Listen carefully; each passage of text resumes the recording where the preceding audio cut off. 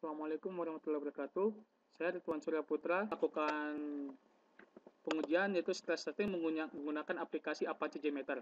Nah, untuk anggota kelompok satu sendiri itu terdiri dari Andri Pernadi Manalu, Firman Firdaus, Rezaki Fadil Santoso, kemudian saya sendiri sebagai Ridwan Surya Putra. Nah, di sini saya akan menjelaskan apa sih Apache JMeter? Yaitu Apache JMeter adalah sebuah aplikasi yang digunakan untuk menguji performa dari sebuah aplikasi tersebut. Nah, dalam Apache JMeter sendiri, kita bisa melakukan pengujian yang sangat banyak, yaitu mungkin HTTP, FTP, banyak sekali yang kita bisa gunakan di sini. Nah, pada bab kali ini kita akan melakukan stress testing terhadap kemampuan sebuah website. Oke, sebelum kita jauh ke sana, saya akan menjelaskan tentang test plan. Oke, di sini test plan. Apa sih test plan? Test plan sendiri itu sebuah perencanaan ataupun sebuah skenario untuk melakukan testing. Di dalam aplikasi JMeter, test plan merupakan elemen yang paling utama dilakukan sebelum melakukan pekerjaan yang lain. Nah, di dalam test plan sendiri terdapat functional text box atau biasa sering disebut functional testing, di mana jika kita memilihnya, maka JMeter akan merekam seluruh data yang didapatkan dari server. Tapi functional testing sendiri ini tidak cocok untuk dilakukan untuk pengujian stress testing ya. Makanya kita tidak menggunakan functional testing. Kenapa? Karena kita ingin melakukan stress testing, yaitu ingin mengobrak-ngabrik gitu kemampuan web itu sampai berapa pengguna dalam waktu detik. Nah, seperti itu. Nah, kita masuk ke aplikasinya, yaitu tentang test plan tadi ya. Nah, untuk test plan sendiri yaitu di sini kita bisa di dalam test plan tuh kita bisa makan namanya thread. Nah, thread group. Apa sih thread group itu sendiri? Nah, untuk thread group itu sendiri yaitu adalah, jadi dia itu di bawah test plan. Jadi thread group ini bahan yang akan kita gunakan untuk melakukan pengujian gitu ya. Nah, untuk thread group sendiri, nah ini. Bisa thread group ini di sini kita bisa mengatur berapa orang, berapa waktunya, dan setiap orang tuh bisa mengangkat seberapa gitu. Nah, di sini bisa lihat bisa di number of threads. Nah, di number of threads sendiri yaitu kita penggunanya berapa gitu. Untuk yang kita telah melakukan pengujian yaitu kepada aplikasi Google dengan user sebesar 1000 ketika itu. Nah, maksud term of period ini yaitu istilah delay antara user satu dengan user lainnya itu berapa detik gitu. Nah, untuk itu kita menggunakan 10 detik antara user satu dengan yang lainnya. Nah, loop count sendiri yaitu berapa kali kita mengulang aplikasi apa. Jadi satu user itu dia bisa melakukan pengujian website tadi itu berapa kali gitu. Kita di sini masuk 10. Jadi satu user dia mengklik alamat website itu 10 kali. Nah, tertutup ya di sini. Oke. Kemudian lanjut ke PPT-nya kembali, lanjut ke PPT. Nah, di dalam PPT controller. Nah, di dalam JMeter sendiri memiliki dua tipe controller ya, yang biasa digunakan untuk melakukan testing. Yang pertama sampler, yang kedua itu logic controller. Untuk sampler sendiri yaitu jadi cara kerja sampler ini adalah mengirim request ke server dan menunggu respon dari server tersebut. Nah, apa aja sih yang di dalam sampler? Nah, untuk yang di dalam sampler ini akan dijelaskan nanti ketika ke aplikasi, kemudian lanjut ke dalam logic controller. Logic controller sendiri memungkinkan kita untuk menyesuaikan logika pengujian yang kita ingin lakukan, sehingga kita dapat memodifikasi permintaan sesuai dengan yang kita inginkan. Jadi dalam logic controller sendiri ini yaitu kita dapat melakukan pengujian gitu. Apakah kita hanya menguji algoritma pertama, algoritma kedua, ataupun hanya kita ingin menguji tentang headernya saja gitu. Oke, lebih jelasnya kita lanjut ke aplikasi ya. Nah, dalam aplikasi ini kita bisa lihat dalam thread group, klik kanan. Nah, di sini ada logic controller. Nah, elemennya apa aja sih? Ada critical section controller, for each controller, if controller, include controller. Nah, untuk yang biasa sering digunakan dalam ini yaitu tentang simple controller yang sering digunakan. Karena kenapa? Sama loop controller. Karena kenapa? Emang pengujian itu memang dilakukan untuk menguji kekuatan dari website tersebut gitu. Jadi loop controller itu jadi kita ingin menguji apakah berulang kali website ini dites, apakah masih bisa atau enggak gitu.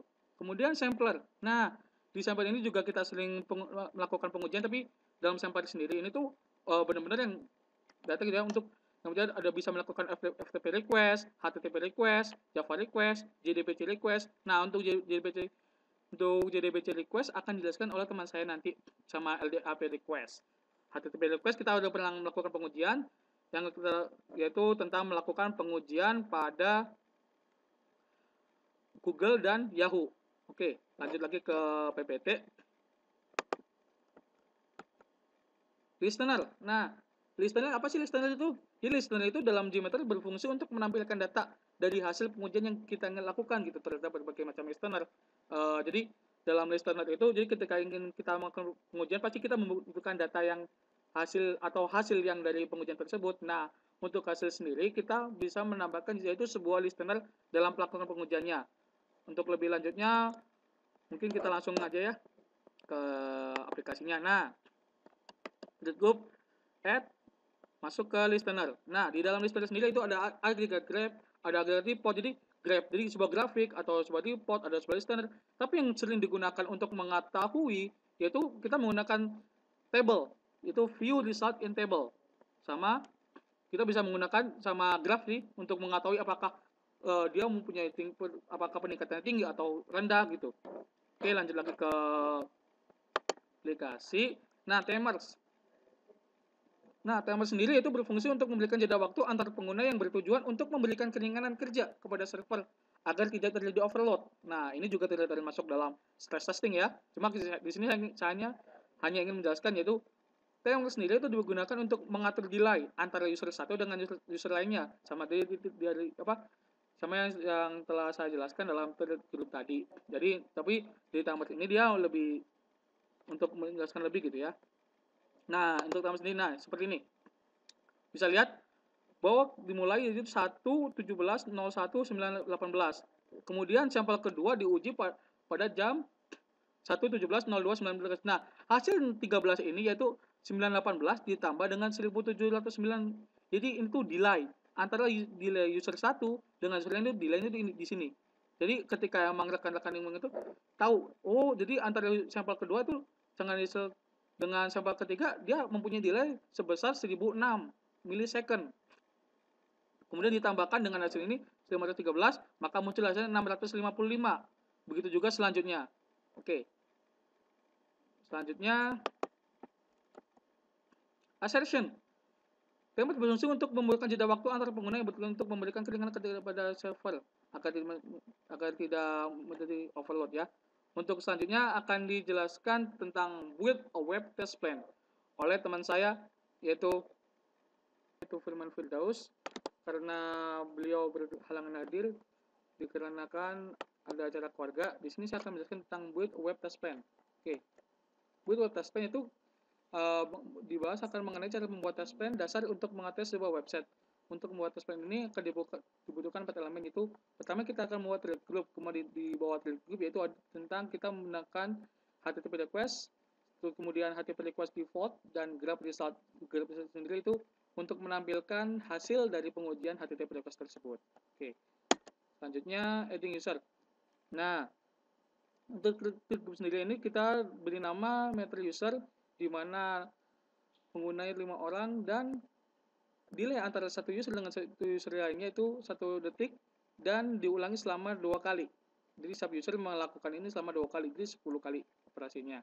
Nah, kemudian kita masuk ke HTTP request default. Nah, HTTP request default sendiri yaitu di sini menjelaskan tentang apa sih yang akan kita uji gitu ya. Jadi di sini tuh server name-nya atau IP-nya kita pakai gmeter.apache.org. Nah, kemudian HTTP request homepage. Nah, kemudian di homepage sendiri yaitu kita masukkan homepage di sini bisa dilihat. Kemudian selanjutnya masuk ke change, itu di bawah homepage dia ada change HTTP request-nya. Kemudian nah, ini tampilan dari pengujian tadi yaitu menunjukkan tampilan seperti ini. Di adding listener kita bisa lihat bahwa graph result-nya yaitu number of sample 632, divisionnya 216, latest sampelnya 203, sedangkan throughput-nya 149 per millisecond, average-nya 294, mediannya 204. Nah, dari data di sini kita bisa lihat bahwasannya data yang telah diuji yaitu dia sangat bagus karena tidak terdapat penurunan grafik data. Jadi standar gitu ya, berjalan seperti biasanya. Nah, kemudian lanjut masuk ke logging into website. Nah, kemudian kita masukkan di sini, kita bisa mengisi server name IP-nya, kita bisa ngisi, contoh kita masukkan Google ya, tapi di sini www.example.com. Jadi pengujiannya kita hanya melakukan sesuai dengan yang aplikasi yang kita buat terlebih dahulu. Jadi di sini ada username, parameternya itu username sama password, di mana name-nya yaitu seperti itu, untuk value-nya yaitu PHP code sama secret. Jadi kita melakukan masuk ke dalam website itu dengan menggunakan database, yaitu di sini ada kita mengambil data dari username sama passwordnya saja. Oke, mungkin cukup sekian saya dari teman kami Firman Firdaus. Kurang lebihnya saya sebagai temannya minta maaf atas kesalahan tersebut. Terima kasih. Wassalamualaikum warahmatullahi wabarakatuh. HTTP Header Manager. Apa itu HTTP Header Manager? HTTP Header Manager di sini memungkinkan kita untuk menambah atau mengganti HTTP header yang diminta. Di mana HTTP header mengacu pada objek yang akan diuji. Sehingga apabila kita ingin melakukan pengujian baru pada HTTP yang berbeda, hanya perlu mengganti header dan referernya saja.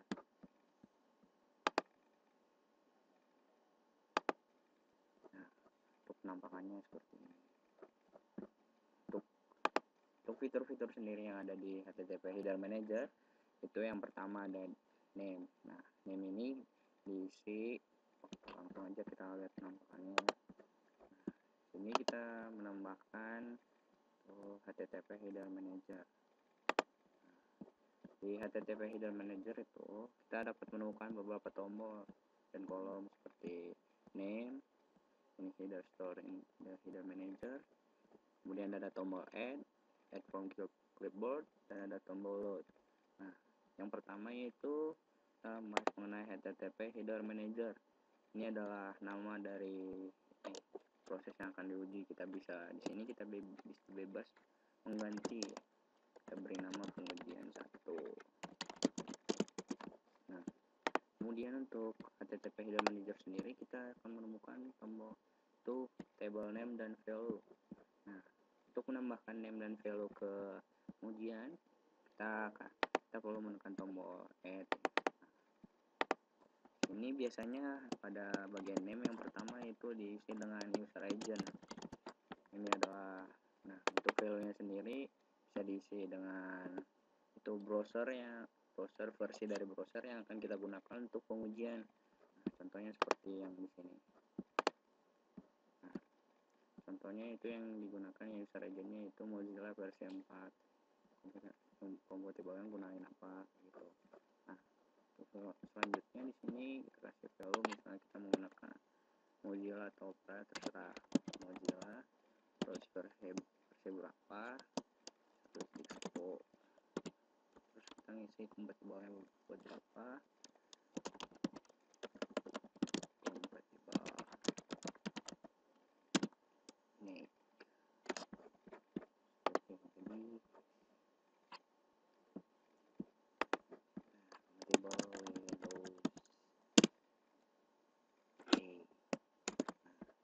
Selanjutnya pada bagian selanjutnya itu ini masih ada user agentnya saja.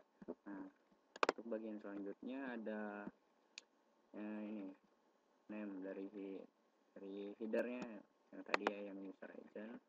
Dan untuk value-nya juga tadi kita udah isiin. Nah, untuk selanjutnya itu ada untuk bagian referer. Untuk bagian referernya itu seperti ini, yang itu accept language, accept encoding. Nah, di sini itu diisi oleh bagian dari si file referer yang akan digunakan pada HTTP Header Manager, baik seperti test plan,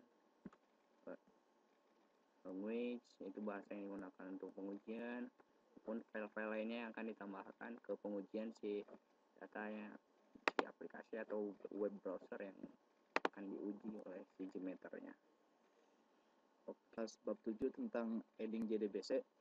JDBC itu yaitu Java Database Connectivity dari standar JavaSoft API Application Programming Interface yang memungkinkan program Java untuk mengakses sistem database management. JDBC berguna untuk membantu programmer untuk mengkoneksi dengan data source dan membantu mengirimkan query dan update statement ke database, serta menerima hasil yang didapatkan dari database sesuai dengan query yang diberikan. Ada 4 komponen penting dalam JDBC, yaitu JDBC API. Dia menyediakan fasilitas untuk mengakses database rasional dari program bahasa Java. Melalui komponen ini, user dapat melakukan proses query dan perubahan data dalam database. Kemudian elemen yang kedua, JDBC Driver Manager, merupakan komponen kelas utama yang mendefinisikan objek yang mengkoneksikan aplikasi Java ke JDBC Driver. Fungsinya yaitu mengatur beberapa tipe JDBC database driver yang berbeda. JDBC Manager memilih driver mana yang sesuai untuk koneksi ke suatu database. Yang ketiga yaitu JDBC Test Suite. Komponen ketiga ini memastikan JDBC driver dapat menjalankan program user dan sangat berguna dalam melakukan testing sebuah aplikasi yang menggunakan teknologi JDBC. Yang keempat adalah JDBC ODBC Bridge. Adalah database driver yang menggunakan ODBC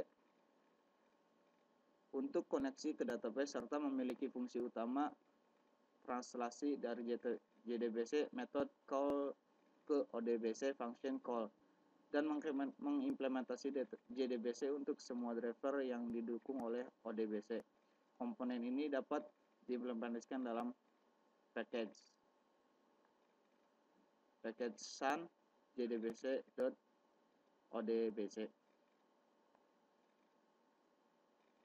Nah, ODBC itu kalau nggak salah Open Database Connectivity. Nah, itu pengertian dari JDBC.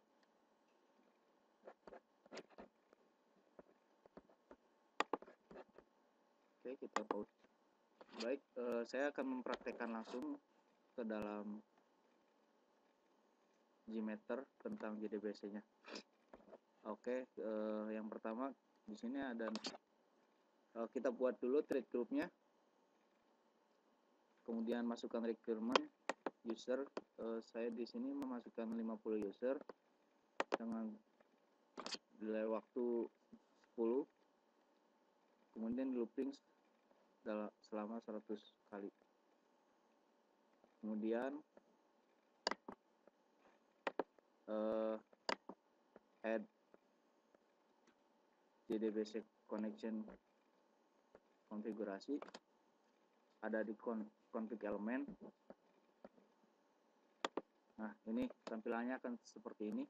Di sini ada name, diisi dengan bebas tentang judul tesnya, JDBC connection configuration. Kemudian ada variable name. Di sini juga bebas database apa yang ingin dipakai, nama database-nya. Nah, ini max number of connection, maksimal number koneksinya. Ketika ada user 100 mengakses database, maka jumlah 100 ini yang nilai maksimal untuk mengakses database-nya.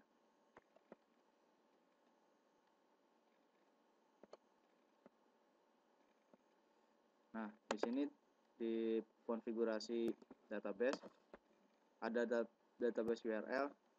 Di sini diisi URL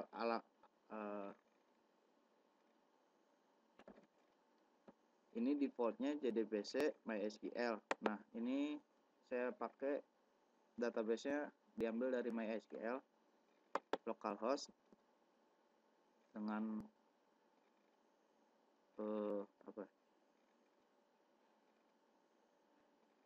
address ini, address defaultnya. Kemudian ada /dbnews, yaitu nama database yang ada di localhost. Kemudian ada JDBC driver class. Ini default dari JDBC-nya. Nah, ada username juga ini default dari username MySQL dan passwordnya dikosongkan. Setelah itu, setelah konfigurasi, kita add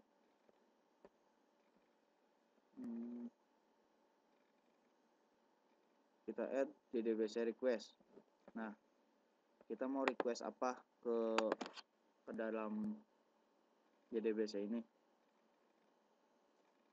Sesuai di sini ada namanya bebas. Saya namakan VM Punging. Kemudian variabelnya disesuaikan dengan yang tadi dikonfigurasi my database. Nah, di sini ada query apa yang kita inginkan untuk bisa mengakses ke database-nya. Di dalam database ada tabel anggota. Saya masukkan select bintang from anggota, where username diisi dengan tanda tanya. Parameternya di admin, ada di admin, di tabel admin juga. Kemudian parameter tipnya varchar. Nah, saya masukkan JDBC request 2. Ini yang diambil dari database pemesanan,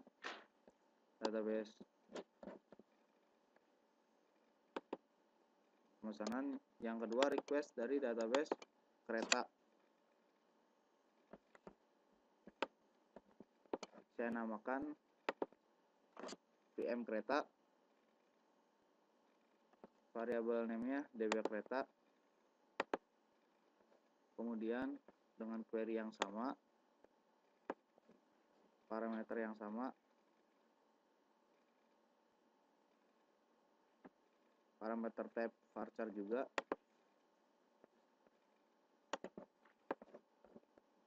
Oke, setelah itu kita run sampai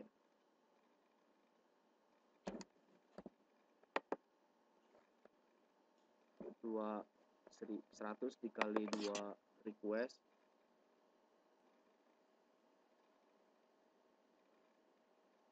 user dikali 100 dikali 2.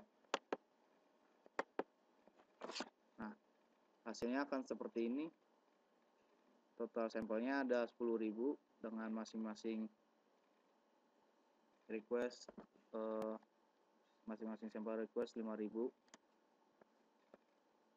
Nah, dalam uji coba yang saya buat ini masih 100 error %. Artinya percobaan ini masih gagal gitu. Entah kenapa gagal.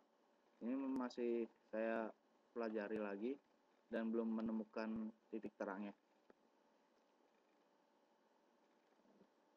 Nah, ini juga average, ini min, minimal, ini rata-rata, minimal, max.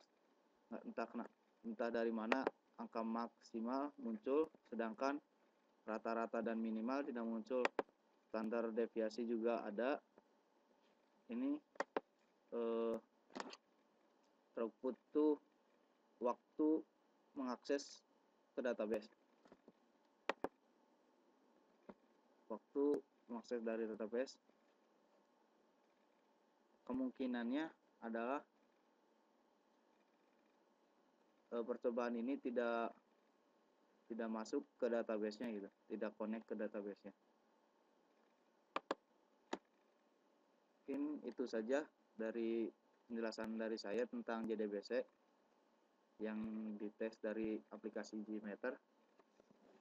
Selanjutnya bagian saya yaitu bab 8, building and FTP test plan. Nah, dalam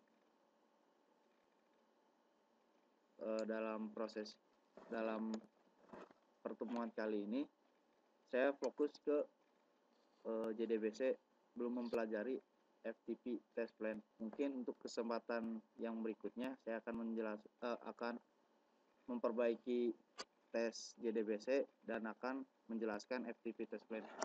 Oke, demikian presentasi dari saya. Terima kasih. Wassalamualaikum warahmatullahi wabarakatuh.